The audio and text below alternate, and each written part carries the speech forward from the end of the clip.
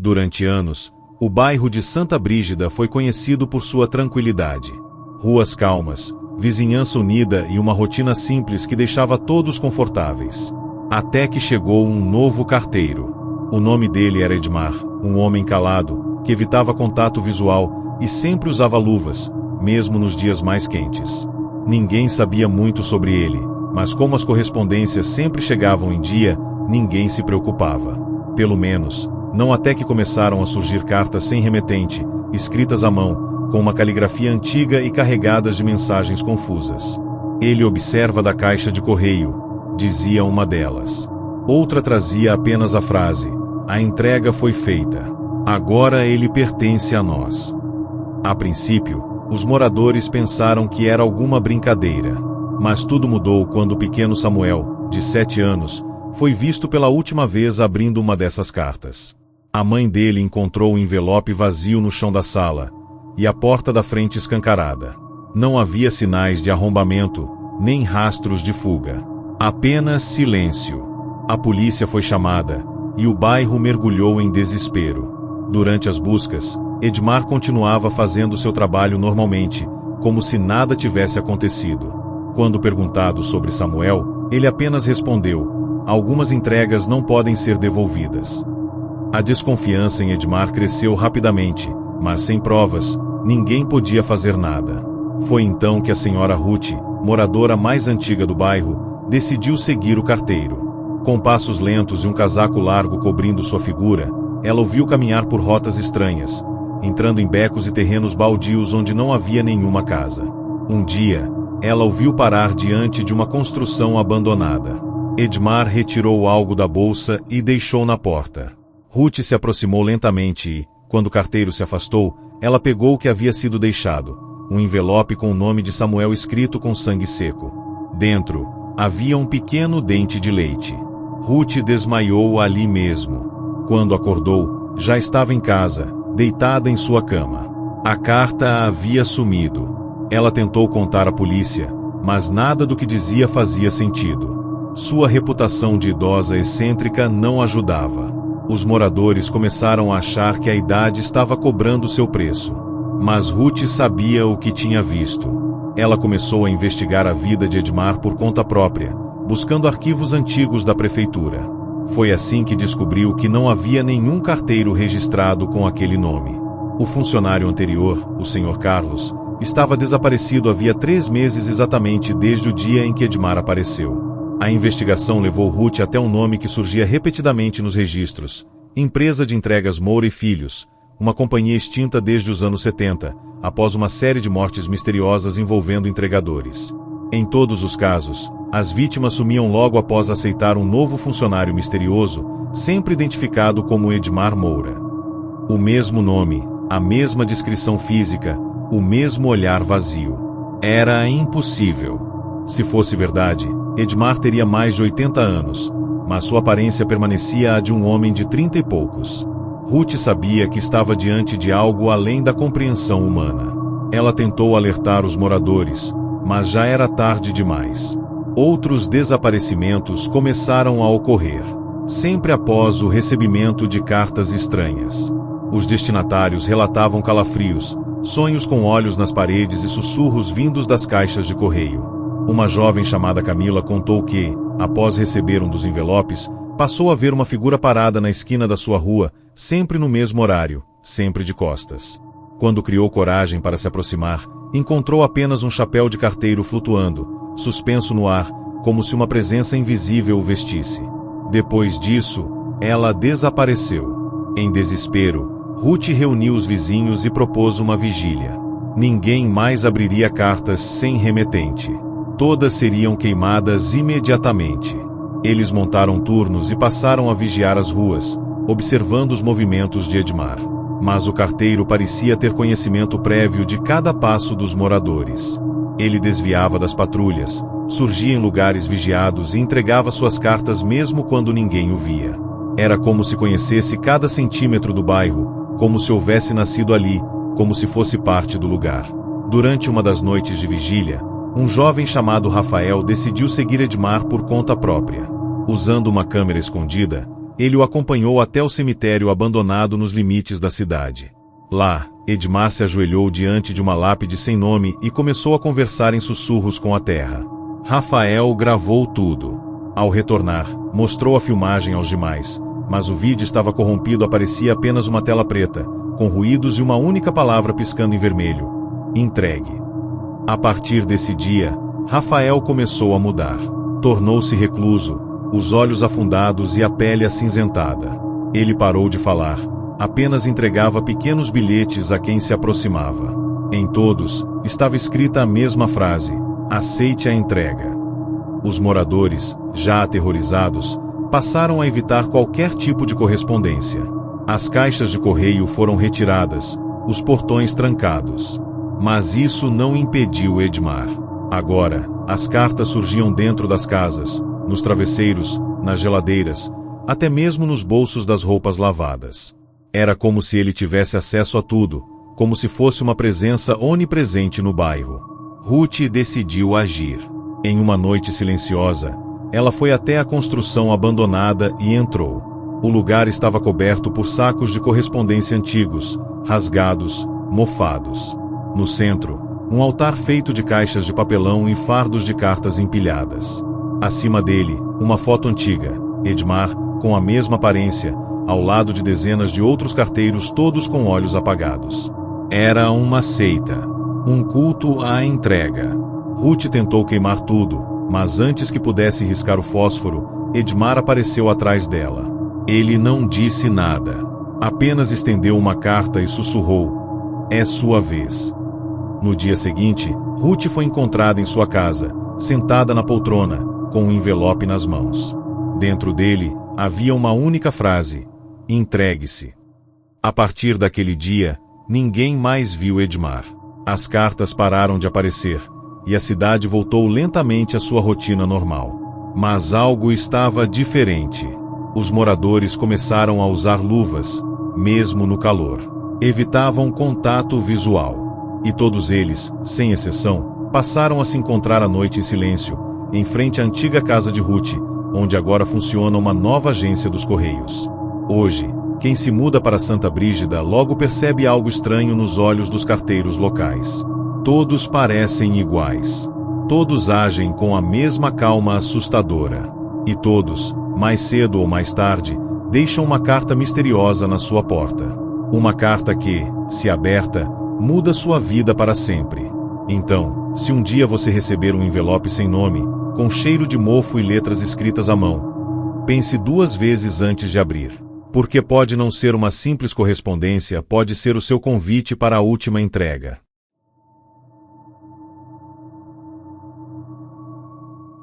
A pequena cidade de Pedra Seca era conhecida pelo clima árido, pelas construções antigas e pela vida pacata de seus moradores. Nada de anormal acontecia por ali, até que um novo serviço foi implementado pela prefeitura: as entregas noturnas. A justificativa era simples: desafogar os carteiros do turno diurno. Mas ninguém perguntou por que o novo carteiro só trabalhava à noite, nem porque ele se recusava a mostrar o rosto.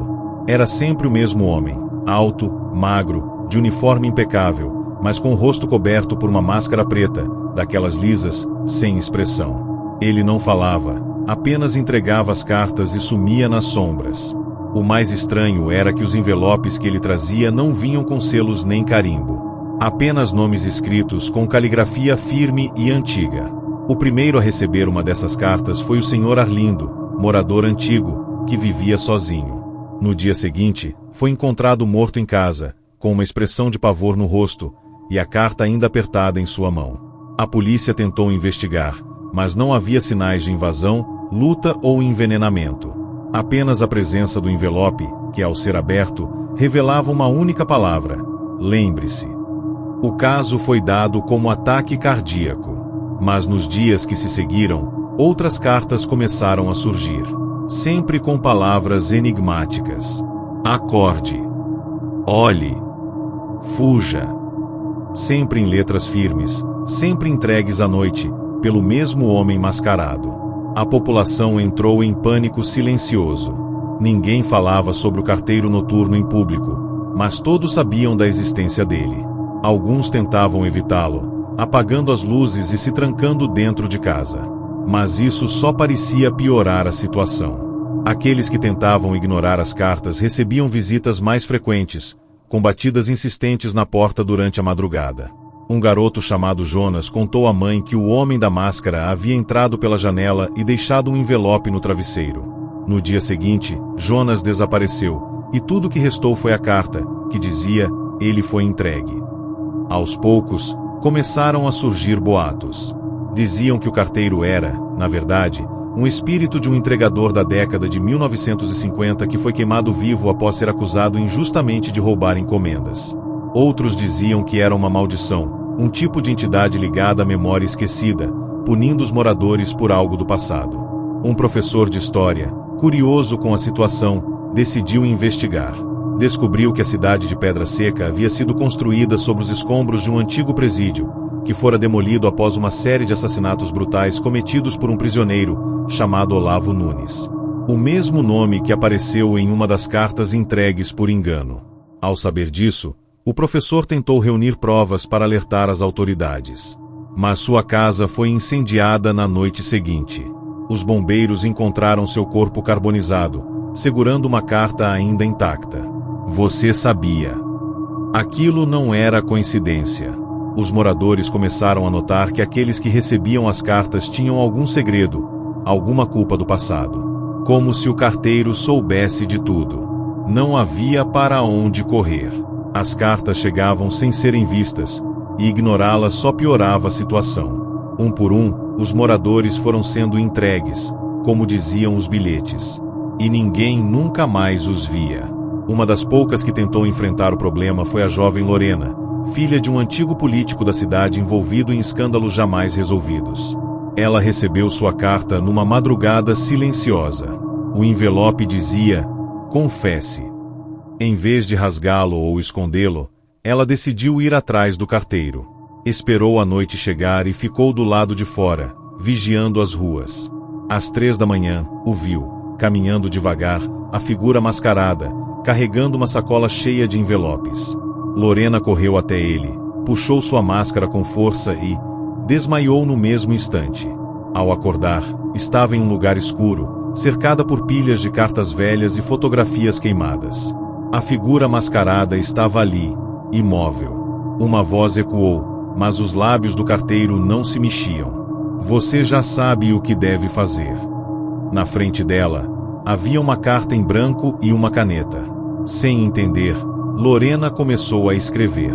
As palavras saíam sem controle, como se suas mãos fossem guiadas por outra força. Quando terminou, estava escrito: eu sabia o que meu pai fez. Eu me calei.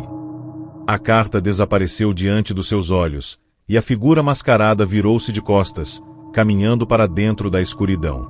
Lorena acordou no meio da praça central, sozinha, suja e tremendo. A partir daquele dia, as cartas pararam. As entregas noturnas cessaram. A prefeitura alegou que o programa havia sido cancelado. Mas Lorena sabia que aquilo não tinha acabado. Ela sentia que havia sido poupada por ter escrito sua verdade. Era como se o carteiro tivesse dado a ela uma chance de redenção. Mas e os outros? E aqueles que se recusaram a escrever? Que fugiram, que rasgaram as cartas, que zombaram da mensagem? Uma nova onda de desaparecimentos começou. Mas dessa vez, não eram anunciados. Não havia como prever. Pessoas sumiam, e suas casas eram rapidamente vendidas, seus pertences doados ou queimados. Não havia registro de mudança. Era como se nunca tivessem existido. Lorena decidiu documentar tudo. Criou um diário com detalhes dos desaparecimentos, das cartas, dos horários das entregas. Descobriu um padrão. Todas as vítimas estavam ligadas, de alguma forma, a antigos crimes encobertos na cidade. Subornos, chantagens, mortes não resolvidas. O carteiro mascarado não era apenas um entregador, era um juiz. Um executor. Mas algo a atormentava. No final de sua carta, havia uma linha que ela nunca se lembrava de ter escrito. O próximo sou eu. Aquilo a deixou em pânico. Será que havia mais do que ela escondia de si mesma? Será que sua confissão não fora completa? Nos dias seguintes, começou a ver a figura mascarada em reflexos, nas vitrines, nos vidros de carros. Nunca diretamente, mas sempre ali, esperando. Na última noite em que Lorena foi vista, ela deixou seu diário na porta da igreja local, lacrado, com um bilhete: "A verdade está aqui. Entreguem." Dentro do diário, além dos relatos, havia uma única foto, em preto e branco, de um grupo de pessoas em frente à antiga cadeia da cidade. Entre elas, o pai de Lorena, alguns comerciantes ainda vivos, e no canto da imagem, quase apagado, o carteiro mascarado. A mesma postura, o mesmo uniforme. Aquela imagem datava de 1952. Hoje, em Pedra Seca, ninguém fala sobre entregas noturnas. O assunto é tabu. Mas vez ou outra, um envelope surge misteriosamente na caixa de correio de algum morador. Ninguém ousa abrir. Apenas se ouve, ao longe, durante a madrugada, passos leves sobre o asfalto e o som de uma sacola de cartas sendo arrastada. Porque o carteiro ainda está lá fora, cumprindo sua missão. E se um dia você receber uma carta sem carimbo, escrita à mão, com palavras estranhas, talvez seja a sua hora de se lembrar, ou confessar, ou ser entregue.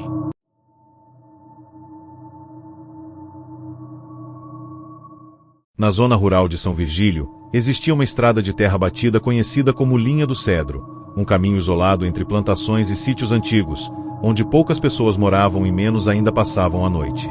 A região era conhecida por sua calma e por ter sinal fraco de telefone, o que fazia dela um lugar quase esquecido pelo tempo.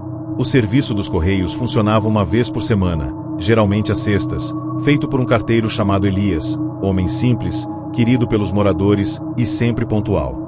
Mas num final de semana qualquer, Elias não apareceu.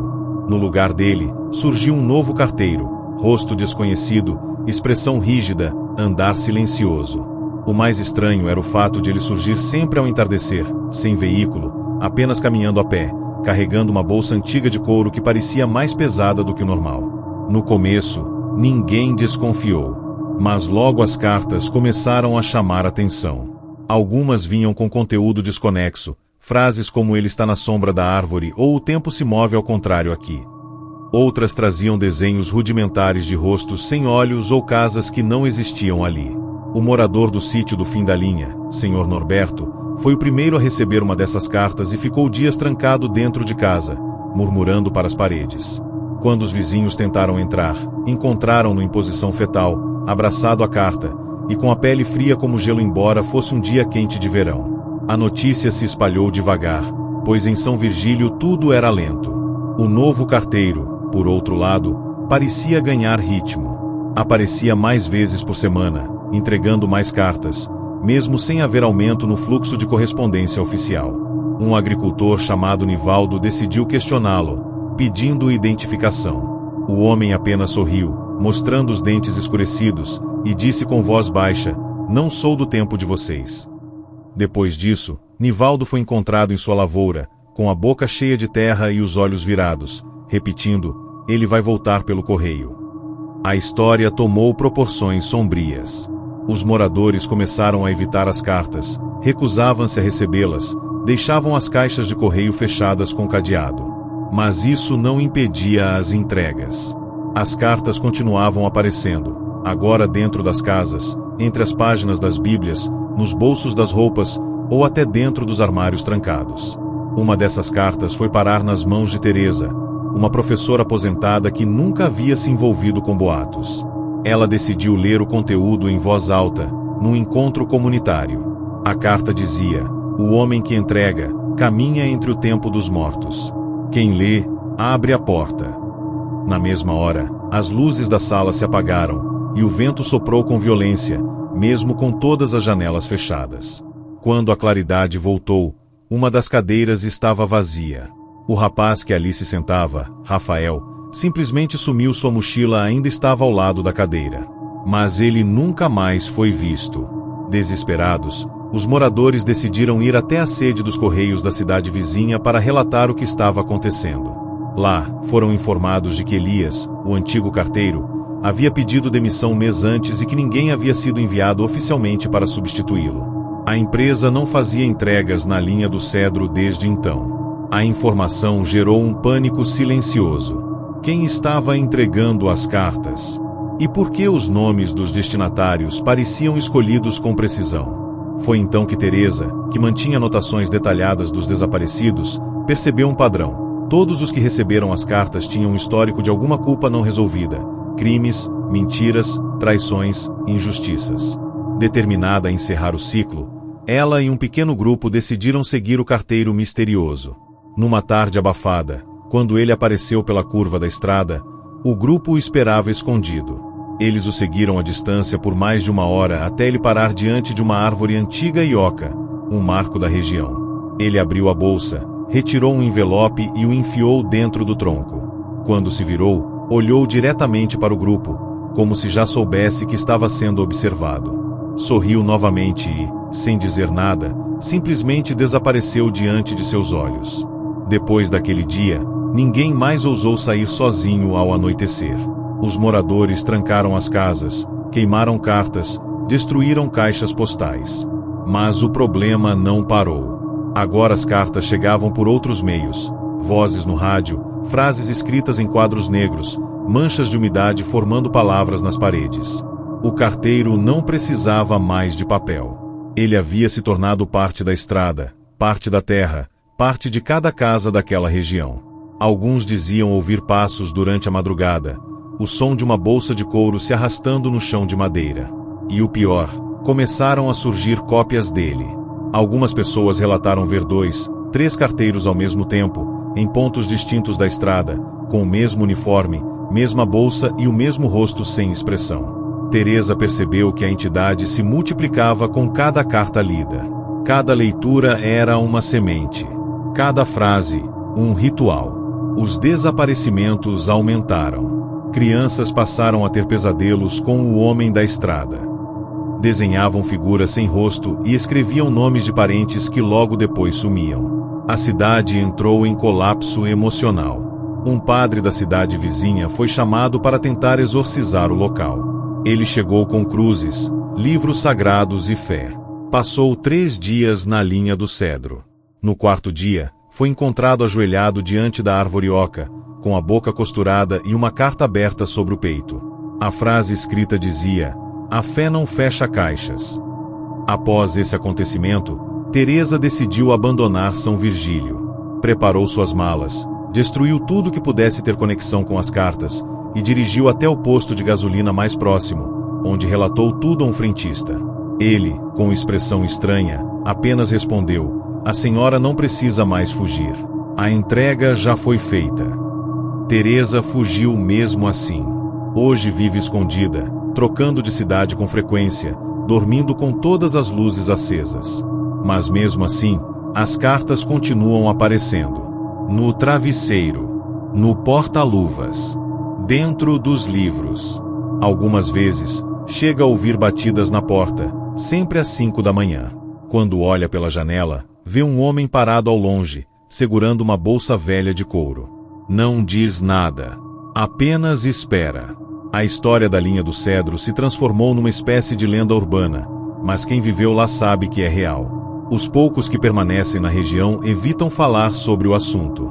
Queimaram arquivos, demoliram casas, tentaram apagar os rastros. Mas ainda hoje, quem anda por aquelas estradas pode ver, de relance, uma figura ao longe.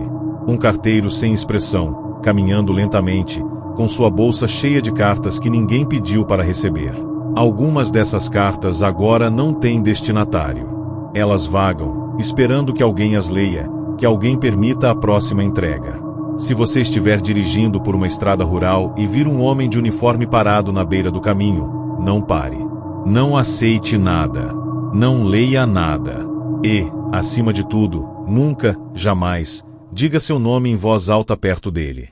Porque para a entidade que habita a linha do Cedro, basta isso para que a próxima entrega seja para você.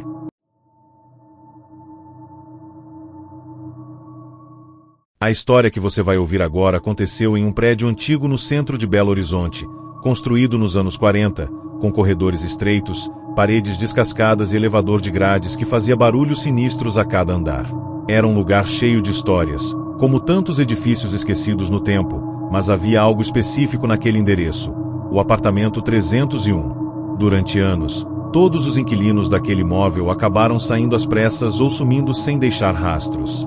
O último morador conhecido foi um senhor chamado Antenor, aposentado e solitário, que adorava enviar cartas para amigos de infância. Ele afirmava que escrevê-las era a única forma de manter as memórias vivas. Certo dia, começou a receber respostas. Mas nenhuma das cartas havia sido enviada ainda. As respostas chegavam com datas futuras, escritas por pessoas que já estavam mortas. Antenor levou as cartas ao zelador, confuso, perguntando se alguém estava brincando com ele. O zelador, sem saber o que dizer, sugeriu que ele trocasse a fechadura da porta. Mas naquela mesma noite, Antenor ligou para a portaria e deixou uma mensagem. O carteiro entrou. Ele não tocou a campainha. Na manhã seguinte, o apartamento estava vazio. A única coisa encontrada foi uma carta aberta sobre a mesa, com a caligrafia de Antenor. A mensagem dizia: "Ele já sabe que eu sei." E, logo abaixo, escrito com outra letra: "Entrega confirmada." Foi então que começaram os relatos dos moradores dizendo que viam, sempre ao anoitecer, um homem subindo os degraus do edifício com uma sacola de couro e sem sombra. O síndico, ao perceber que outros apartamentos próximos ao 301 começaram a ser desocupados, decidiu interditar a unidade. Trancou a porta, lacrou com tábuas e colocou uma placa de proibido entrar. Mas mesmo assim, os moradores começaram a relatar sons de batidas dentro do apartamento, como se alguém estivesse tentando sair. E o mais estranho, cartas começaram a aparecer nas caixas de correio do prédio, todas com carimbo de décadas passadas, e destinadas a pessoas que não moravam mais ali. Em uma delas, havia apenas a frase: "O porteiro abriu. Agora, o prédio pertence a ele." Dona Elza, que morava no 304, foi a primeira a receber uma dessas cartas. Após abrir o envelope, começou a agir de maneira estranha. Falava sozinha pelos corredores, dizia que precisava se esconder do entregador e passava noites acordada, vigiando a escada com uma lanterna. Foi internada poucos dias depois, após ser encontrada falando em línguas antigas, completamente fora de si. Um dos vizinhos mais próximos, o Sr. Hélio, tentou buscar explicações e decidiu instalar uma câmera de segurança no corredor do terceiro andar. Mas o que ele gravou naquela noite nunca chegou a ser mostrado. A câmera queimou, e no lugar do arquivo restou apenas uma imagem congelada. Um homem parado em frente ao 301, com o rosto desfocado e braços longos demais para um ser humano comum.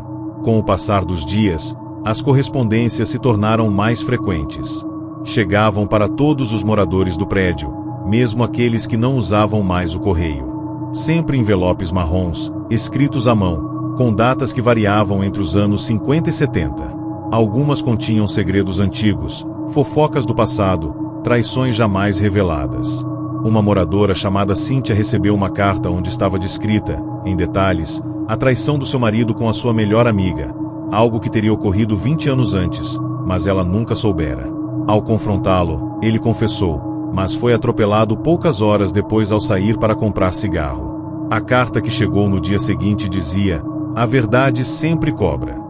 O prédio começou a se transformar. O clima estava pesado, os espelhos embaçavam sojinhos, as lâmpadas queimavam uma após a outra. Alguns moradores afirmavam que o elevador parava sozinho no terceiro andar durante a madrugada, mesmo sem ninguém ter chamado. A campainha do 301 tocava às 3 da manhã, todos os dias, e ninguém atendia. Foi então que o zelador, com medo de perder o emprego, decidiu entrar no apartamento trancado para verificar se havia alguma infestação ou invasão. Quebrou o lacre, empurrou a porta, e nunca mais foi visto. Tudo o que encontraram foi sua lanterna caída no chão e, ao lado, um envelope com seu nome, lacrado com cera preta. O envelope foi levado por uma moradora curiosa, chamada Viviane, que decidiu abri-lo. Dentro, havia uma fotografia antiga do prédio, com todos os antigos porteiros enfileirados exceto um homem à esquerda, com uniforme de carteiro, cabeça baixada e mãos ocultas. No verso, estava escrito: "Ele nunca saiu daqui." Ele apenas espera ser notado. Viviane decidiu investigar mais a fundo. Procurou arquivos históricos, registros do prédio, e descobriu que em 1951 um carteiro realmente havia morrido dentro do edifício, vítima de um infarto, enquanto subia os degraus para entregar correspondências no 301. O nome dele era Alfredo Valença, e o relato dizia que, antes de morrer, ele repetia a frase: "Ainda faltam 3 entregas." Viviane começou a ter sonhos com um homem batendo à porta dela, segurando uma carta. Sempre o mesmo sonho. Quando finalmente decidiu abrir a porta no sonho, acordou com um envelope real sobre a mesa da sala. Ela não se lembrava de tê-lo pegado. Abriu com mãos trêmulas e leu: "Você aceitou." Nos dias seguintes, ela desapareceu. No prédio, agora, os moradores falavam baixinho, evitavam cruzar os olhos com o porteiro, e não usavam mais as caixas de correio. Mas era inútil. As cartas começaram a surgir de formas bizarras, presas em sabonetes, dentro de potes de arroz, em sacolas de supermercado. Ninguém estava seguro. Um grupo de moradores decidiu abandonar o prédio. Famílias inteiras sumiram da noite para o dia, deixando móveis, roupas e objetos para trás.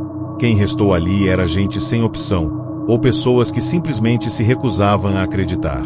Um deles era o jovem Vitor, recém-casado, que se mudou para o apartamento 302 achando que tudo não passava de superstição. Ignorou os avisos, destravou a caixa de correio e começou a receber cartas diariamente.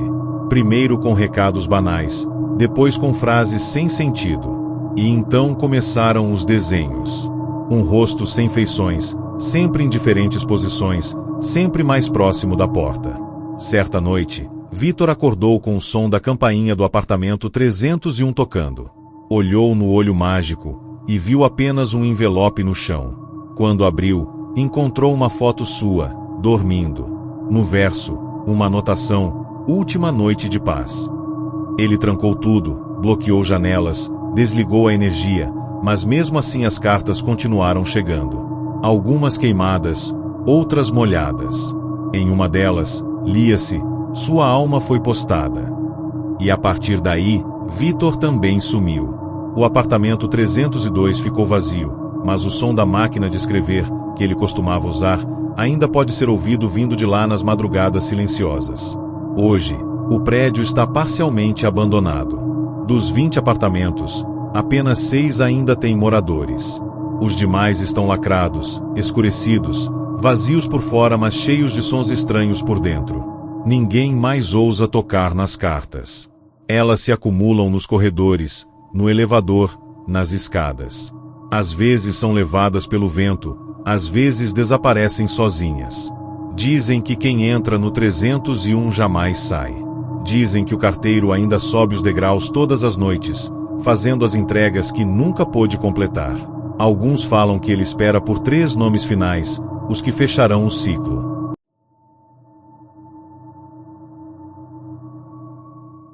Em uma cidadezinha no interior de Pernambuco, chamada Santana do Brejo, morava uma senhora conhecida como Dona Mirtes. Ela era guardiã de uma tradição esquecida: escrever cartas à mão para seus parentes distantes, mesmo na era do WhatsApp. Morava sozinha em uma casa grande e antiga, herança de família, e sempre dizia que cartas carregam a alma de quem escreve.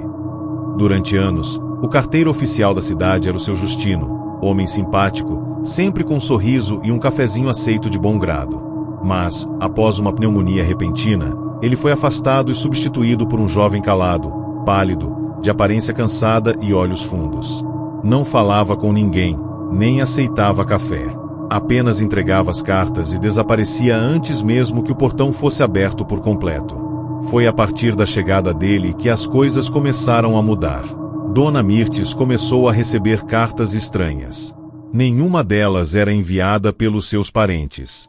Os envelopes vinham sem selo, mas com nomes escritos numa caligrafia elegante, levemente tremida. Na primeira carta, a mensagem era simples: "Você está sendo observada." Na segunda, "Lembre-se do que fez." E, na terceira, uma única folha em branco, mas com uma gota de sangue ressecada no canto.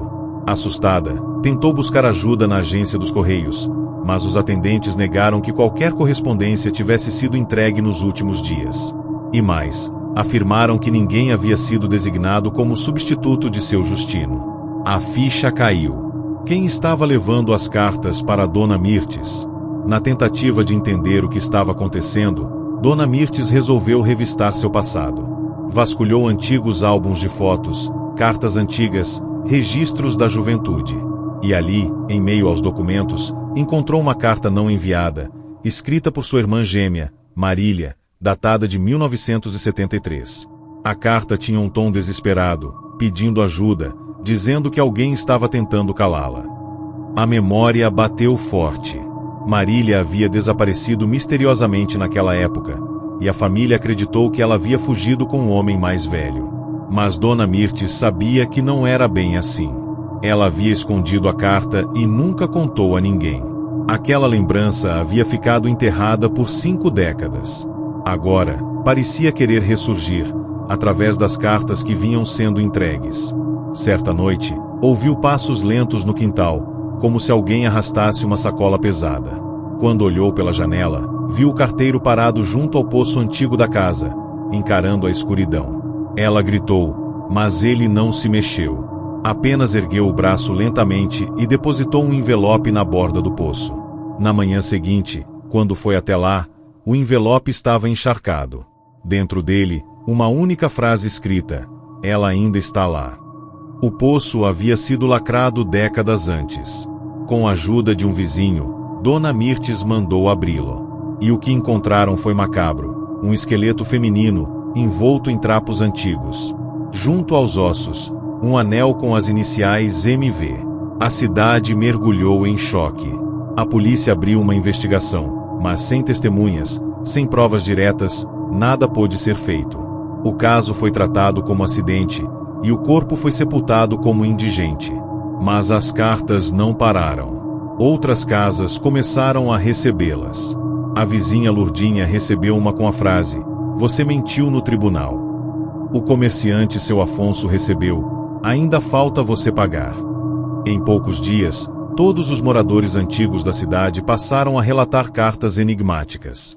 Algumas com frases ameaçadoras, outras com revelações do passado que só os envolvidos conheciam. Era como se alguém, ou alguma coisa, estivesse reescrevendo a história da cidade, carta por carta.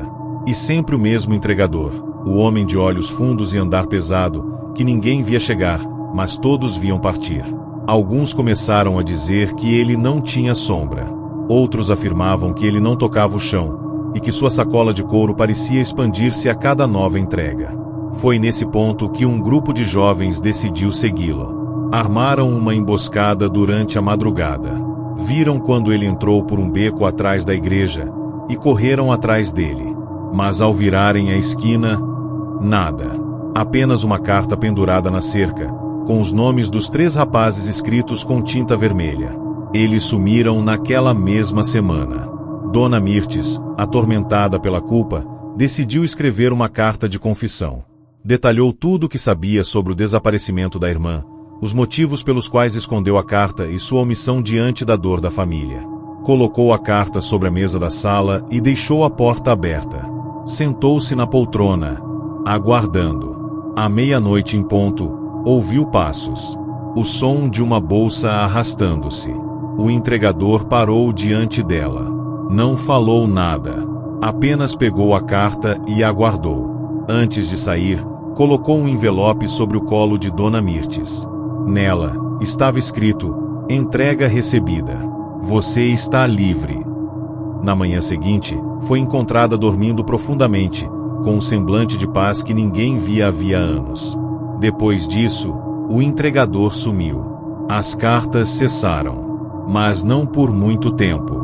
Um mês depois, começou tudo de novo, em outro bairro, com outras pessoas.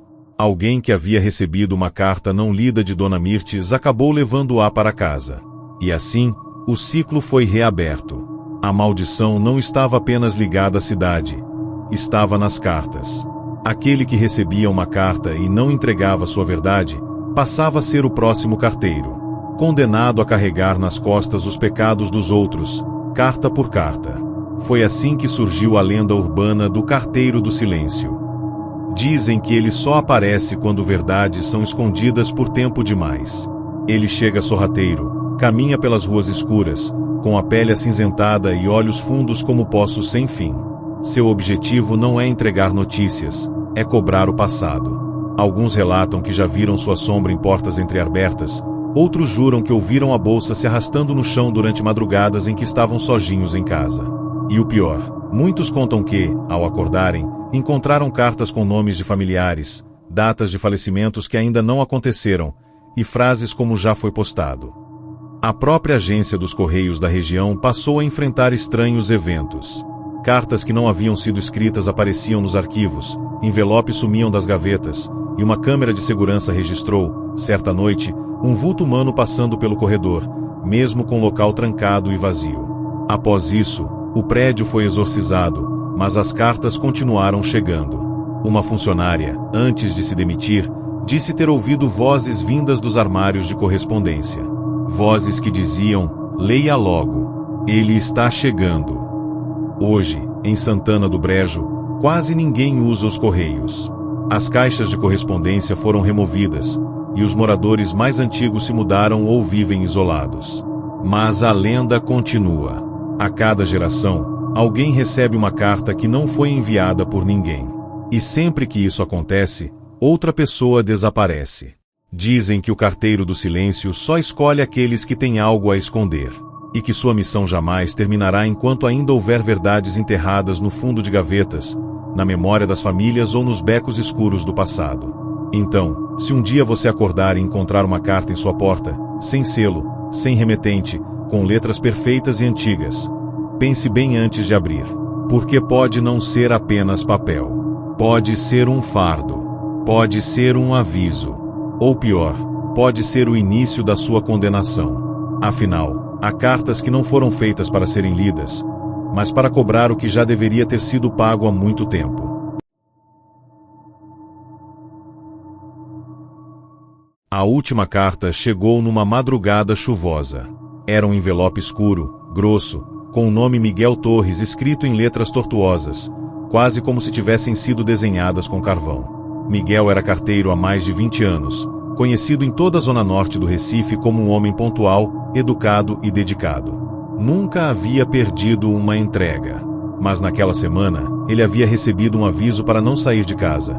Um carteiro de outra cidade havia desaparecido após uma série de entregas em domicílios antigos, todas feitas sem registro no sistema oficial. O aviso veio de um supervisor nervoso, que pedia que todos ignorassem envelopes sem selo e que não abrissem nada que não tivesse origem rastreável. Miguel achou aquilo tudo um exagero. Até que a carta chegou, não para ser entregue, mas sim para ele. O envelope não trazia selo, nem carimbo dos Correios.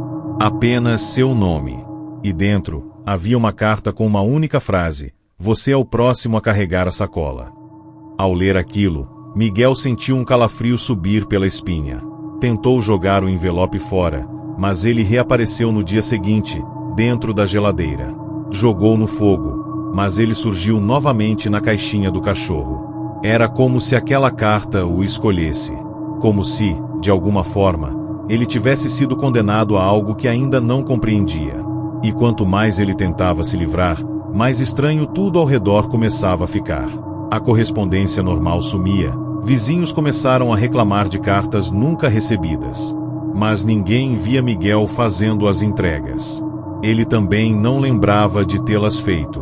Com o passar dos dias, Miguel começou a sentir mudanças em seu corpo. Seu rosto emagreceu, as olheiras se aprofundaram, e a pele adquiriu uma tonalidade acinzentada. Passava noites em claro, ouvindo sons de passos na laje, o arrastar de uma bolsa pesada pela casa, mesmo com todas as portas trancadas. Às vezes, acordava em lugares diferentes, no quintal, sentado ao lado da caixa de correspondência, ou em frente à porta de vizinhos que ele não conhecia. Em uma dessas noites, despertou de pé, no meio de uma rua deserta, segurando uma sacola de carteiro de couro antigo, cheia de envelopes com nomes riscados e datas futuras. Em todos os envelopes, ele reconhecia rostos de pessoas que haviam morrido recentemente. A mais nova carta tinha o nome de uma senhora viva da vizinhança, Dona Neuza. Miguel foi até a casa dela, ainda confuso, tentando entender por que estava ali. Antes que pudesse tocar a campainha, ela abriu a porta. Você chegou atrasado, Miguel, disse com a voz embargada. Eu sabia que viria. Já recebi a carta. Ela lhe estendeu um envelope idêntico ao que ele havia encontrado. Dentro dele, as palavras: o tempo dela acabou. Você deve levar. Miguel tentou negar, mas seus pés se moveram sozinhos. Sentiu o peso da sacola aumentar. Quando voltou para casa, o envelope de Dona Neuza não estava mais com ele. No dia seguinte, os vizinhos noticiaram sua morte, parada cardíaca durante o sono. Mas Miguel sabia que havia algo a mais. Ele estava sendo usado para levar as últimas palavras ou os últimos julgamentos. Assustado com tudo, Miguel procurou ajuda. Foi até um padre, contou tudo, mostrou os envelopes. O padre, ao ver o conteúdo das cartas, empalideceu. Essas cartas são lidas apenas por almas presas entre este mundo e o outro, disse ele.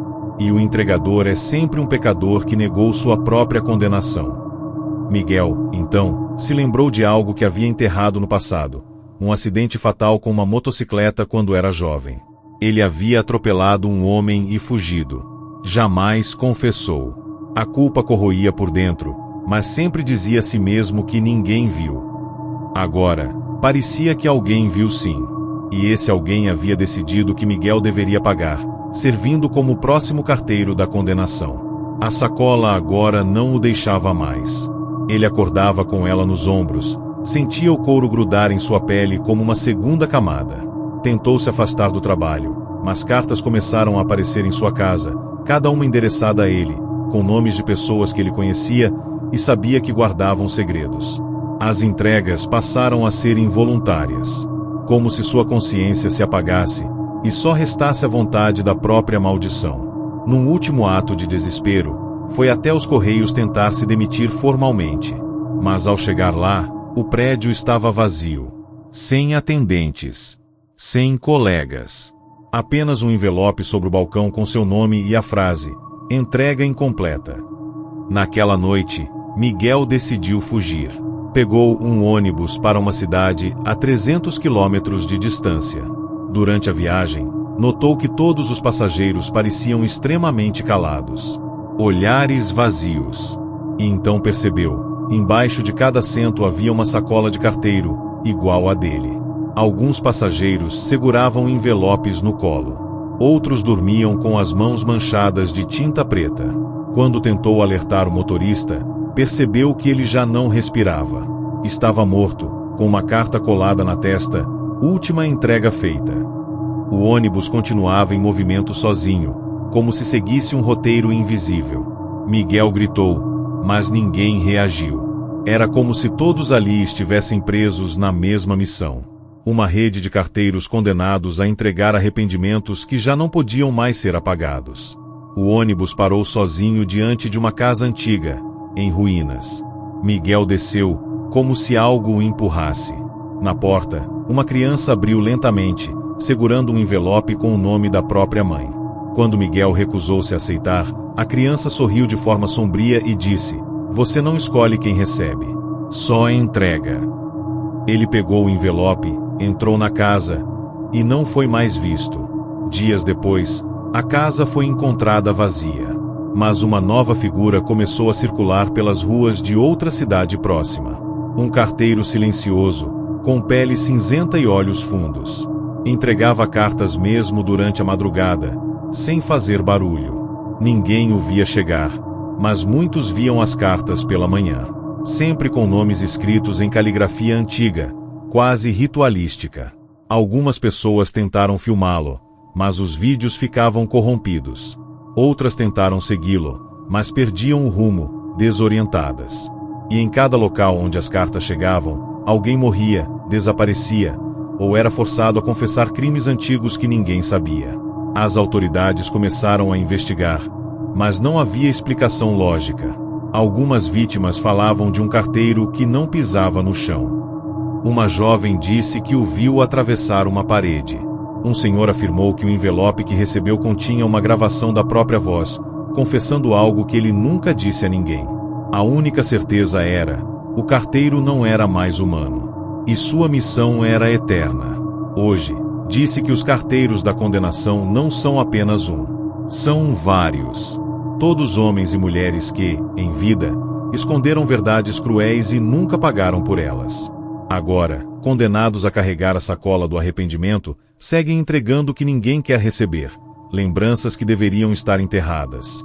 E o pior, toda vez que uma carta é rejeitada, uma nova alma é convocada para se tornar o próximo carteiro. Se você encontrar um envelope estranho, sem remetente, com letras que parecem ter sido escritas com cinzas, fuja. Não toque. Não leia.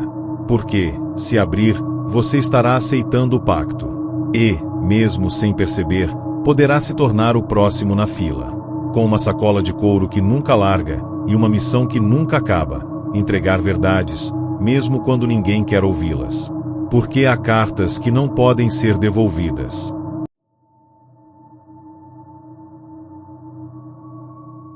Em um vilarejo esquecido chamado Pedra Moura, havia um costume que ninguém sabia ao certo de onde vinha. Às sextas-feiras, todos deixavam uma vela acesa ao lado da caixa de correio. Era tradição. Quem não o fazia, arriscava-se a receber a carta preta. Era assim que chamavam os envelopes escuros, sem remetente, que surgiam misteriosamente, sempre à meia-noite, entregues por um carteiro que ninguém via, mas todos temiam. Diziam que as cartas pretas traziam maldições, que revelavam segredos escondidos ou anunciavam mortes iminentes. As pessoas preferiam nem tocar nelas, queimavam na hora, às vezes enterravam em quintais. Mas de uns tempos para cá, as cartas começaram a aparecer mesmo com as velas acesas. E o pior, estavam surgindo dentro das casas, nas gavetas, debaixo de travesseiros, entre as roupas. Era como se o carteiro tivesse encontrado um novo jeito de entrar. Tudo começou com a família Cortês. Dona Janete, a matriarca, encontrou uma carta preta dentro da fruteira. O envelope estava lacrado com um selo vermelho, e dentro dele havia uma única palavra: mentira. Horas depois, seu marido sofreu um AVC. O caçula teve febre sem explicação. E, nos dias seguintes, as paredes da casa começaram a sangrar em determinadas horas da madrugada. A casa foi exorcizada, mas nada adiantou. Em menos de um mês, a família inteira havia desaparecido. A vila tentou apagar tudo, queimaram o terreno, demoliram o que restou da casa, plantaram bananeiras no local. Mas, mesmo assim, as cartas continuaram. E agora, apareciam até nos túmulos do cemitério local. Um homem chamado Josimar, coveiro do vilarejo há mais de 30 anos, encontrou certa manhã um envelope preto dentro de um túmulo recém-fechado. Estava endereçado a ele. Ao abrir, leu: "Você sabe o que escondeu aqui." Josimar entrou em desespero. Começou a cavar túmulos antigos, revirar arquivos, falar em vozes estranhas. Em uma noite chuvosa, desapareceu. O túmulo onde fora encontrada a carta foi reaberto dias depois, por curiosidade dos moradores, e dentro dele estava o corpo de Josimar, com olhos costurados e a boca cheia de papéis rasgados. Ao seu lado, mais uma carta, desta vez em branco. O medo se espalhou por Pedra Moura como uma neblina densa. As autoridades da região se recusavam a entrar na vila. Alguns policiais enviados nunca retornaram. As cartas pretas agora chegavam em comboios, todas empilhadas nas caixas postais, jogadas por debaixo das portas, deixadas nos bancos da praça. E o carteiro? Ninguém o via, mas alguns afirmavam ouvir o som de seus passos arrastando-se pelas pedras, sempre nas primeiras horas da manhã. Outros diziam ver uma silhueta encapuzada parada na estrada de barro que ligava a vila ao mundo exterior. Sempre parado. Nunca se aproximava. Mas as cartas, essas chegavam. E, depois que uma pessoa lia uma, ela desaparecia dentro de 7 dias. Foi então que surgiu uma mulher chamada Letícia, vinda de fora. Jornalista investigativa, interessou-se pela lenda do carteiro invisível e decidiu passar uma temporada em Pedra Moura. Alugou um pequeno chalé nos arredores e montou um sistema de vigilância para capturar a entrega das cartas. Nos 3 primeiros dias, nada aconteceu. Mas na noite da quarta-feira, às 3h16, uma de suas câmeras pegou o impossível: uma figura encapuzada surgindo do chão, como se brotasse da terra, deixando um envelope sobre a janela e desaparecendo em seguida. Letícia acordou com alarme, correu até o local e encontrou a carta. Não estava endereçada a ninguém. Dentro, apenas uma frase: "Você agora faz parte disso." A partir daí, as câmeras começaram a falhar. Letícia perdeu a noção do tempo, passou a sonhar com trilhas de terra, cemitérios abandonados, e sempre um homem encapuzado que lhe entregava um envelope com fogo nas bordas. Em um desses sonhos, acordou com a pele queimada nas mãos. Os médicos não souberam explicar. Os moradores, ao saberem da investigação, imploraram para que ela fosse embora. Um senhor chamado Alcides, de 93 anos, disse que o carteiro era real, e que em 1956 ele havia sido enterrado vivo por moradores que o acusaram de bruxaria. Desde então, sua alma caminhava entre cartas e maldições, buscando nomes que deveriam ter ido com ele. *** parte 4 ***. Letícia recusou-se a partir. Estava obcecada. Queria descobrir a origem das cartas pretas. Seguiu os rastros do carteiro pelas trilhas do vilarejo, até chegar a uma caverna esquecida no sopé de um morro. Ali dentro, encontrou sacolas de couro rasgadas, dezenas de cartas antigas, todas com nomes riscados, e uma figura sentada ao fundo, imóvel, com o rosto coberto por panos e as mãos decompostas segurando um envelope com seu nome. Letícia congelou. O ar ficou denso, os olhos dela começaram a sangrar. Mesmo assim, aproximou-se e pegou o envelope. Quando o abriu, não havia papel dentro. Apenas um espelho minúsculo. E ao olhar para ele, Letícia viu o rosto do carteiro em si mesma. Fugiu dali gritando, correu pelas trilhas como uma louca, e quando chegou à vila, ninguém mais a reconhecia. Tentou se identificar, mas sua voz já não era a mesma. Tentou mostrar os vídeos, mas todos estavam corrompidos. Dias depois, começou a caminhar durante a madrugada com uma sacola antiga nos ombros. As cartas pretas voltaram a aparecer em maior quantidade. E as pessoas passaram a dizer que agora eram duas silhuetas, dois carteiros. Um homem encapuzado e uma mulher com os olhos negros como breu. A vila foi sendo abandonada aos poucos. Casas vazias, lojas fechadas, igrejas trancadas. Mas as cartas continuavam sendo entregues, como se a vila ainda estivesse cheia. Algumas apareciam em cidades vizinhas, sempre que alguém mencionava Pedra Moura. Uma criança em Bonito recebeu uma carta preta após desenhar uma casa velha em sala de aula. Uma senhora em Arco Verde morreu do coração depois de ler um envelope que apareceu em sua Bíblia. Os relatos se espalhavam, mas ninguém queria investigar. Até que uma equipe de TV tentou gravar um documentário no local. 4 pessoas desapareceram. A única que retornou estava muda, com as pupilas dilatadas e um envelope colado na língua. O documento dizia: entregas não devem ser filmadas. Desde então, o nome Pedra Moura desapareceu dos mapas. O acesso à estrada foi fechado. Mas, em noites específicas, quando o vento sopra do norte e os cachorros uivam sem razão, disse que as cartas pretas voam pelos campos, em busca de novos destinatários. Algumas chegam até mesmo por e-mail. Mas ao clicar para abrir, a mensagem é sempre a mesma: você acendeu a vela. Hoje, acredita-se que os carteiros de Pedra Moura não sejam apenas entidades. São ecos. Memórias corrompidas de quem um dia recebeu uma carta e ousou ler até o fim. A maldição se renova toda vez que um segredo é revelado à força. E as cartas pretas são os instrumentos dessa revelação. Cada uma carrega o peso de uma alma que fugiu da verdade. E para cada carta queimada, outra é escrita. Para cada envelope ignorado, um novo carteiro é convocado. Se algum dia você encontrar uma vela apagada ao lado da sua caixa de correio, não acenda. Se um envelope escuro surgir do nada, sem remetente, sem carimbo, fuja. Não tente entender. Não leia. Porque talvez não seja apenas uma carta. Talvez seja o início do fim da sua paz. E quando você finalmente perceber, já estará com a sacola nos ombros, caminhando pelas estradas da madrugada, procurando a próxima casa. A próxima vítima. A próxima entrega. Porque, em Pedra Moura, toda carta tem um destino. E todo carteiro, um passado que nunca foi enterrado.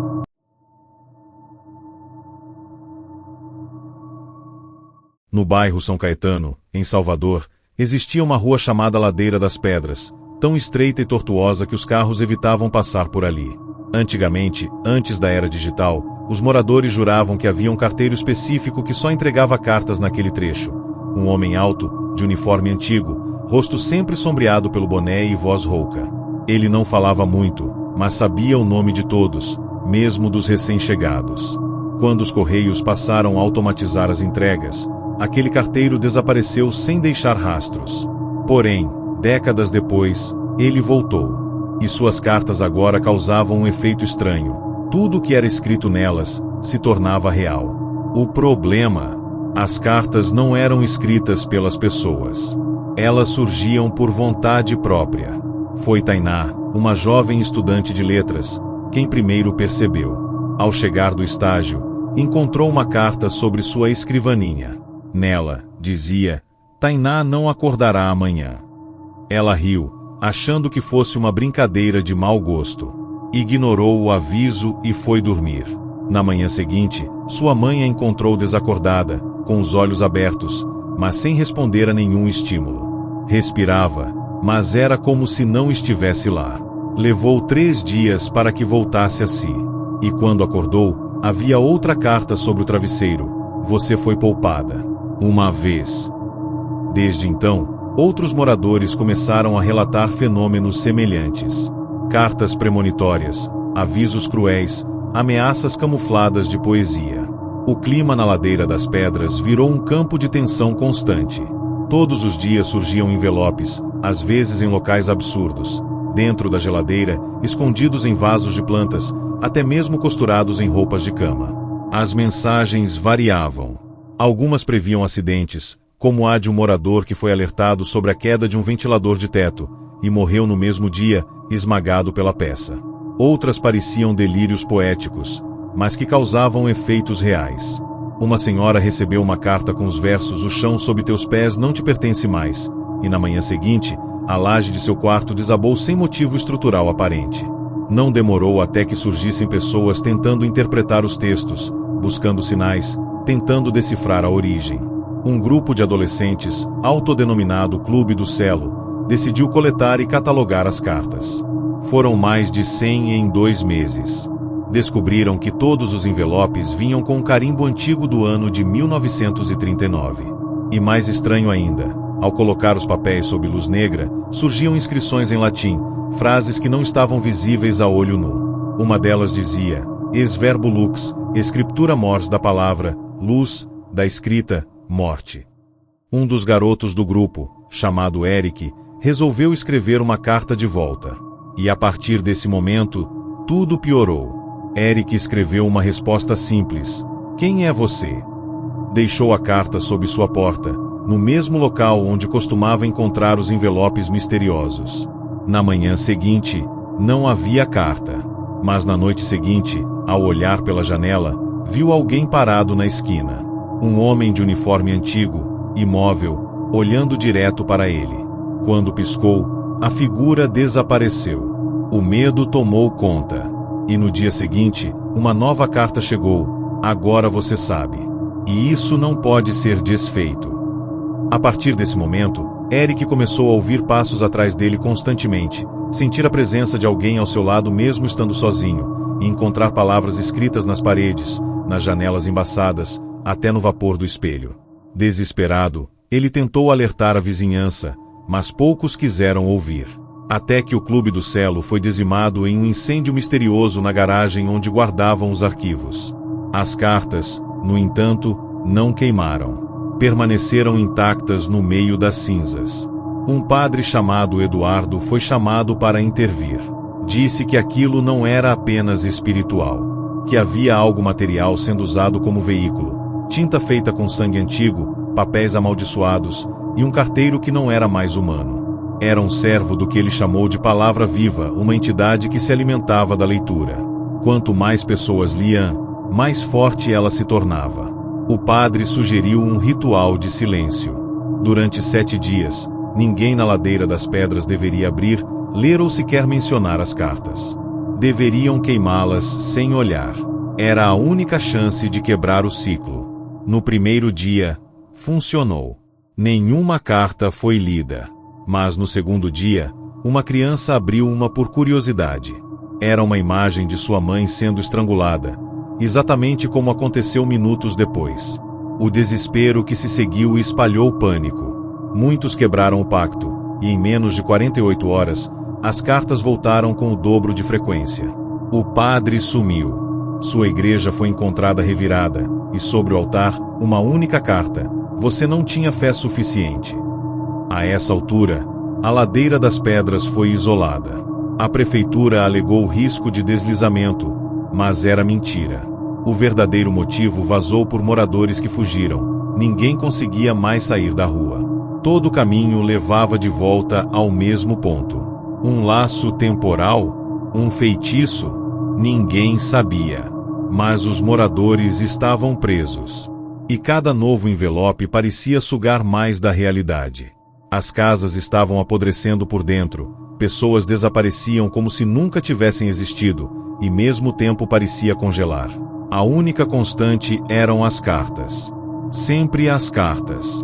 Uma mulher chamada Arlete, bibliotecária aposentada, resolveu tentar outro método.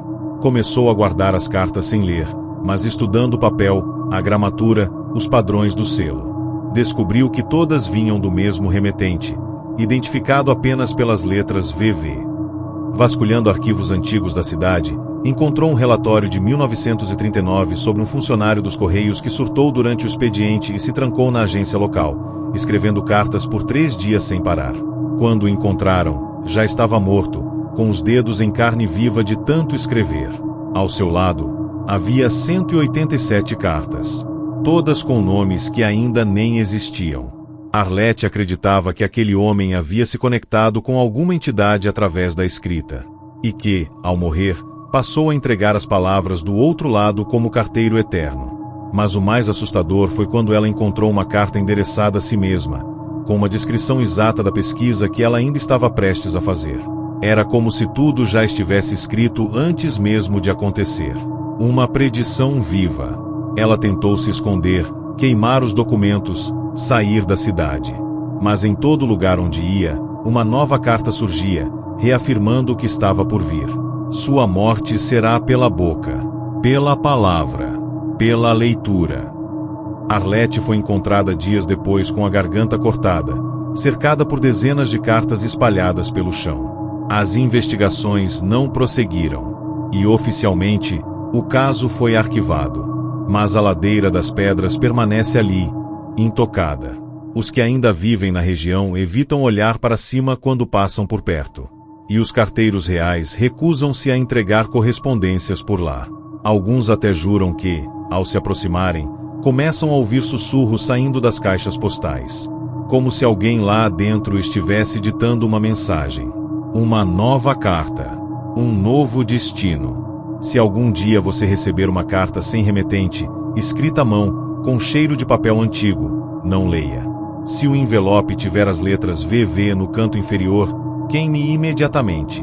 Porque, uma vez que as palavras entram nos seus olhos, elas se tornam parte de você. E se você ousar respondê-las, você se torna o próximo mensageiro, a próxima sombra, o próximo carteiro.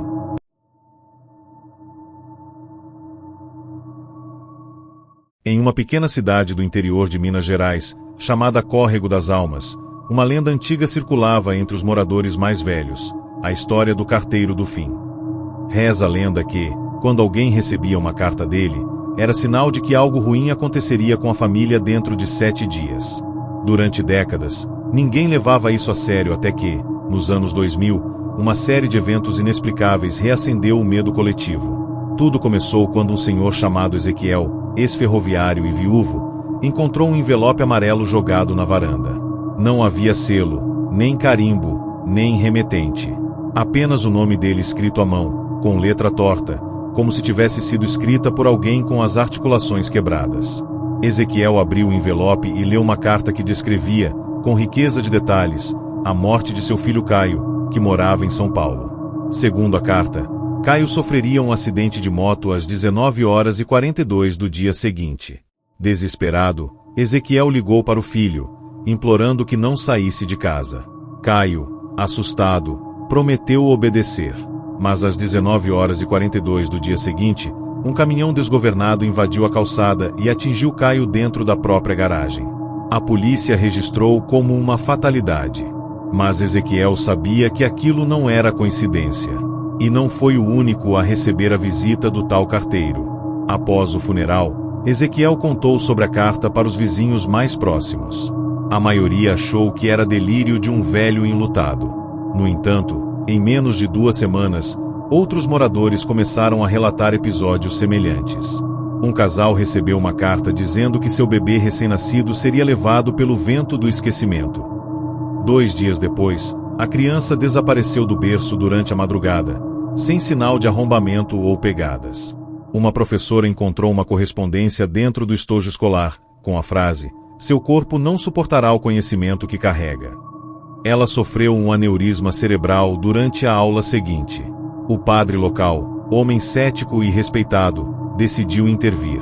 Chamou os moradores para que queimassem as cartas em praça pública. Mas à meia-noite daquele mesmo dia, todos os sinos da igreja tocaram sozinhos. E na manhã seguinte, as cartas estavam de volta, cada uma sobre o batente das casas, em envelopes agora encharcados e com cheiro de cemitério. As pessoas começaram a abandonar a cidade. Quem ficava, o fazia por falta de opção ou por medo de que a fuga fosse interpretada como uma recusa direta à entrega. Ninguém queria chamar a atenção do carteiro. O medo se transformou em rotina. As cartas começaram a conter detalhes íntimos, segredos que ninguém mais sabia, e até pecados antigos. Um homem chamado Juvenal, conhecido por ser pacato, recebeu uma carta que expunha um crime cometido por ele na juventude, o assassinato de uma mulher que ele jurava que ninguém jamais descobriria. Ao se ver exposto, se enforcou no próprio quarto. A carta estava pregada na parede, como uma confissão involuntária. E o mais estranho, ninguém jamais viu quem entregava os envelopes. Câmeras foram instaladas nas ruas, sensores de movimento, alarmes. Mas as cartas continuavam aparecendo. Um grupo de jovens, armados com celulares e lanternas, resolveu passar a noite inteira acordado, observando a praça central, local onde o carteiro teria sido visto pela última vez na década de 1940, antes de desaparecer misteriosamente durante um temporal. Às 3h11 da madrugada, uma figura encapuzada atravessou lentamente a neblina. Não tinha rosto, nem olhos visíveis. Os celulares travaram. Um dos jovens, Bruno, tentou correr até a figura, mas tropeçou e caiu. Quando os outros o alcançaram, ele estava em estado catatônico, segurando uma carta em branco. Ficou assim por semanas, até finalmente sussurrar: "Ele não precisa mais escrever, ele já sabe." A cidade entrou em colapso emocional. Os poucos médicos disponíveis foram embora, e até a polícia recusava-se a atender chamados noturnos. O carteiro, agora tratado como uma entidade, parecia ter um novo objetivo: não apenas anunciar mortes, mas provocar colapsos psicológicos através da verdade. Porque cada carta parecia ser uma sentença baseada em pecados ocultos. E quanto mais você tentava escapar do conteúdo, mais ele se entranhava na sua mente. Um jovem pastor evangélico, tentando exorcizar os papéis com orações, teve um ataque de pânico e começou a repetir uma única frase em transe: "Ele é feito de papel. Ele é feito de palavras." Um linguista aposentado da USP, que veio à cidade para investigar o fenômeno, encontrou uma pista curiosa. Os textos nas cartas eram escritos em uma estrutura de linguagem arcaica, mesclando português antigo com símbolos de linguagens mortas, como o etrusco. Ele identificou padrões que indicavam a presença de uma assinatura oculta, como se cada carta fosse um fragmento de um grimório maior, construído letra por letra. O nome do carteiro, segundo sua análise, era Elvrat, uma entidade que, supostamente, teria sido amaldiçoada por escrever a história dos vivos com palavras dos mortos. Córrego das Almas foi então cercada por equipes federais, mas nada podia ser provado oficialmente. As cartas não apareciam para estranhos, só para os moradores. Um jornalista investigativo, tentando obter provas, alugou uma casa na região e ficou por 2 semanas. Nada aconteceu, mas ao sair da cidade, recebeu uma carta dentro da mochila: "Você já escreveu demais." Ele desapareceu 3 dias depois, e a única coisa encontrada foi sua máquina de escrever, ainda com a fita entupida de tinta e uma página que repetia o mesmo parágrafo. Eu não devia ter contado. Hoje, Córrego das Almas é quase uma cidade fantasma. Os poucos que restam vivem em silêncio, não abrem correspondências, evitam pronunciar palavras demais e queimam papéis por precaução. Há quem diga que o carteiro não anda mais, ele flutua, como um papel levado pelo vento. Que ele sussurra nomes durante a madrugada. Que ele não quer apenas entregar, quer transformar cada habitante em parte de sua própria carta. Como se a cidade inteira fosse um capítulo de um livro maldito, sendo escrito em tempo real. Se um dia você estiver dirigindo por Minas Gerais e encontrar uma placa antiga e enferrujada com o nome Córrego das Almas, não siga adiante. Mesmo se o GPS insistir. Mesmo se alguém acenar pedindo ajuda. Porque, segundo relatos recentes, há um novo padrão emergindo. Cartas estão sendo entregues em outras cidades. Todas têm o mesmo selo, um olho dentro de um triângulo de papel. E todas trazem um nome em comum no rodapé da mensagem: remetente, Elvrat. O carteiro, ao que parece, não está mais preso a um vilarejo. Ele quer expandir seu itinerário. E se um envelope estranho aparecer na sua porta, sem selo, sem remetente, com cheiro de coisa antiga, não leia. Porque, uma vez lida, a carta não pode ser devolvida. E você, mesmo sem perceber, pode ter acabado de se tornar o próximo destino.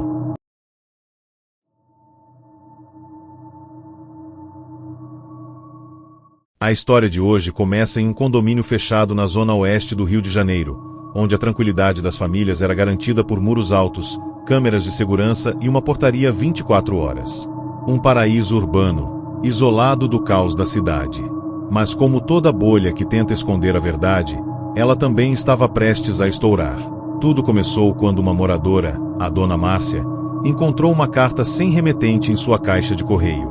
O envelope era feito de um papel grosso, amarelado e com uma textura que lembrava pele ressecada. Ela achou estranho, mas levou até seu apartamento. Dentro havia apenas uma frase escrita à mão: seu erro está voltando para casa. No início, ela pensou que era uma brincadeira de mau gosto. Jogou o envelope fora e seguiu com seu dia. Mas na manhã seguinte, outra carta apareceu. Desta vez, deixada em cima da mesa da cozinha. E ninguém além dela tinha as chaves do apartamento. O conteúdo era ainda mais direto. Você tentou esconder, mas cartas sempre encontram o destinatário. Márcia começou a desconfiar dos empregados do condomínio, das câmeras, até dos vizinhos. Só que, naquela mesma noite, a vizinha do 502, uma jovem mãe chamada Karine, ligou para a portaria aos gritos, dizendo que havia encontrado uma carta no berço do filho recém-nascido. A carta dizia: você nunca devia ter trazido isso para cá.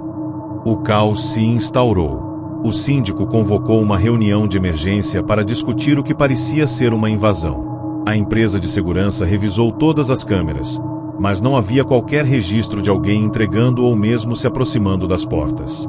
A única pista era uma silhueta em uma das gravações, algo alto, de ombros curvados, andando com dificuldade e usando uma espécie de capa, arrastando os pés como se estivesse cansado ou morto. O mais assustador é que a figura desaparecia antes de cruzar qualquer ângulo claro de visão. Como se tivesse consciência da posição das câmeras. Como se soubesse exatamente onde não ser visto. Nos dias seguintes, outras famílias começaram a receber cartas. Todas com frases enigmáticas, acusações veladas e um detalhe que ninguém conseguia explicar. A letra das cartas era diferente para cada morador, mas sempre parecida com a caligrafia de alguém que já havia falecido. Uma viúva recebeu um bilhete com a letra idêntica à do marido morto. Um adolescente encontrou um recado no caderno escolar escrito com a caligrafia do avô, que havia falecido quando ele ainda era criança. A carta dizia: lembra do que você fez no porão? Ele também lembra. A paranoia tomou conta do condomínio. Portas passaram a ser trancadas com cadeados duplos. Mas as cartas continuavam surgindo, como se não fossem entregues mas invocadas. A situação atingiu o ápice quando o corpo do síndico foi encontrado caído na sala de correspondência. O curioso é que não havia sinais de agressão física, apenas uma expressão de pavor absoluto em seu rosto. Seus olhos estavam abertos, a boca escancarada, como se tivesse gritado no instante final. Em sua mão, amassada e encharcada de suor, estava uma carta. Ninguém teve coragem de ler. A polícia foi chamada, mas o caso foi arquivado como morte súbita. Um ataque cardíaco, disseram. Mas os moradores sabiam que havia algo mais. Um tipo de acerto de contas espiritual. Um grupo de 7 moradores decidiu que era hora de descobrir a origem das cartas.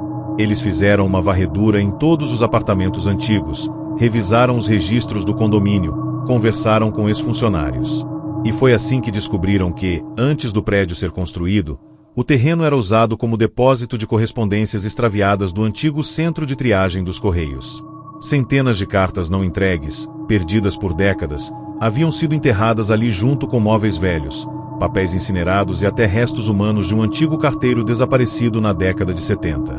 Ele se chamava Gregório, e segundo os boatos, era obcecado por cumprir sua missão até o fim, mesmo depois da morte. O nome Gregório começou a aparecer nas cartas seguintes. Às vezes como assinatura, às vezes como parte da mensagem. Gregório não esquece. Gregório entrega era uma das frases mais frequentes. O grupo de moradores decidiu escavar a área próxima ao playground, onde, segundo um antigo zelador, havia algo estranho enterrado. Na terceira noite de escavação, encontraram uma caixa de ferro enferrujada. Dentro, havia centenas de cartas não entregues, todas endereçadas a pessoas mortas. Mas o mais perturbador foi o que encontraram embaixo da caixa, um esqueleto com o uniforme dos Correios ainda parcialmente preservado. Ao lado do crânio, um crachá com o nome Gregório Tavares, carteiro-chefe, 1973. Na mesma hora em que o corpo foi desenterrado, os moradores ouviram um som metálico vindo da portaria. O carteiro estava de volta. Só que agora ele batia na porta de cada apartamento, com uma batida seca, única. Aqueles que não abriam recebiam a carta debaixo da porta. Aqueles que abriam, desapareciam. Literalmente. Suas casas eram encontradas intactas, mas vazias. Sem roupas, sem fotos, sem documentos. Como se nunca tivessem existido. E o mais aterrorizante, o número do apartamento sumia também. Como se aquele imóvel nunca tivesse sido construído. O síndico interino tentou mandar pintar os números de volta, mas eles desapareciam novamente no dia seguinte. O prédio foi perdendo seus moradores pouco a pouco. Os que resistiam eram marcados com mais cartas. Às vezes, 3 por dia. Outras vezes, cartas vinham sem palavras, apenas com manchas de algo que parecia sangue seco. Um padre foi chamado para abençoar o local, mas ao entrar no elevador, o painel indicou um andar inexistente, -1. Quando a porta abriu, havia apenas uma sala escura, cheia de prateleiras com cartas empilhadas até o teto. O padre saiu correndo e nunca mais foi visto. A partir desse dia, o elevador começou a parar sozinho em horários aleatórios, tocando uma antiga música instrumental, como se alguém estivesse ali, esperando. A última carta registrada foi recebida por uma jovem chamada Isabela, que morava sozinha no 903. A carta dizia: "Você é a última destinatária." No dia seguinte, o prédio foi totalmente evacuado, mas ninguém viu Isabela sair. Quando a polícia foi até seu apartamento, encontrou a porta trancada por dentro. Na sala, havia apenas uma cadeira de rodas virada para a janela, um envelope aberto e uma carta no chão com os dizeres: "Entrega concluída." Desde então, o apartamento 903 nunca mais foi alugado. Quem tenta, simplesmente desaparece dias depois da mudança. O condomínio foi abandonado oficialmente em 2017. Mas, de tempos em tempos, os seguranças do bairro relatam luzes acesas em alguns apartamentos. Principalmente no 903. E sempre à mesma hora, 3h33 da manhã. Algumas cartas foram encontradas soltas pela calçada do entorno. Ninguém se atreve a tocar. Uma delas dizia: "Você não precisa de endereço fixo para ser encontrado." Outra, mais recente, foi deixada no para-brisa de uma viatura da polícia. Gregório ainda está entregando. Hoje, a fachada do prédio está coberta por pichações. Mas uma permanece intacta, como se nenhuma tinta pudesse cobri-la. Ela diz: Para onde vão as cartas que nunca foram entregues? Elas esperam e aprendem a voltar sozinhas. Então, se um dia você acordar e encontrar um envelope estranho em sua porta, mesmo sem ter encomendado nada, pense 2 vezes antes de abrir. Porque existem carteiros que entregam mais do que correspondências. Eles entregam sentenças. E, às vezes, eles nunca param de bater, até que alguém abra.